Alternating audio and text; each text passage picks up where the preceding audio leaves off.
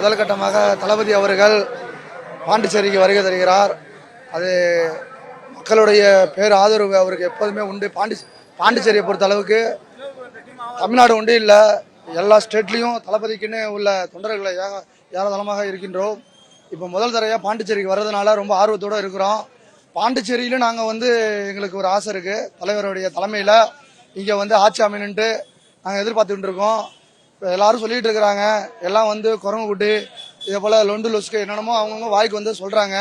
நாங்கள் அப்படி கிடையாது. கடலில் அரிக்கிற உரிவலை மாதிரி நாங்கள் அரிச்சோம்னா சிறுசுலேருந்து பெருசு வரைக்கும் எல்லாரையும் கட்டி இழுக்கிறதான். அதில் யாரெல்லாம் அந்த நச்சுத்தன்மை உள்ள மனிதர்கள்லாம் இருக்கிறாங்களோ அவங்களாம் நாங்கள் காலி பண்ணிவிட்டு தூய்மையான ஆட்சியை நாங்கள் அமைக்கலான் இருக்கோம்.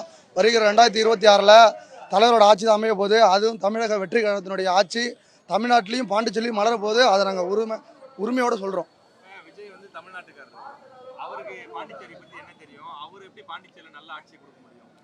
மக்கள் எல்லாருமே அங்கேயும் மனிதர்கள் தான், இங்கேயும் மனிதர்கள் தான்.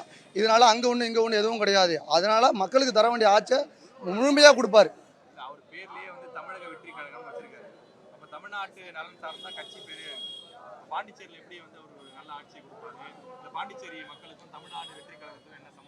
நீங்கள் மட்டும் இல்லை, மக்களோட பார்வையில் எல்லாருமே இதை தான் கேட்குறாங்க. தமிழக வெற்றி கழகம்னு வச்சிருக்கிறாங்க. இது வேணா புதுச்சேரியாக இருக்குது, அந்த பக்கம் பார்த்தீங்கன்னா கேரளாவாக இருக்குது அப்படின்றாங்க. அதெல்லாம் ஒரு சாதாரண விஷயம்தான். கட்சிக்காக ஒரு தமிழகத்தை முன்னிறுத்தி அவர் வச்சுட்டாரு. அதில் நாங்கள் எந்த ஒரு வேறுபாடும் இல்லை. மக்கள் பார்க்கல, அவங்கவுங்க சொல்கிறாங்க. மக்களுடைய பார்வையில் அது இல்லை. அதனால் தமிழக வெற்றி கழகங்கிறது உறுதி செய்யப்பட்டது. அதுதான் எங்களோட இலக்கு. அந்த கட்சியினுடைய பேர் எடுத்துகிட்டு போய் தலைவரை உட்கார வைப்போம் அந்த சிம்மாசனத்தில்.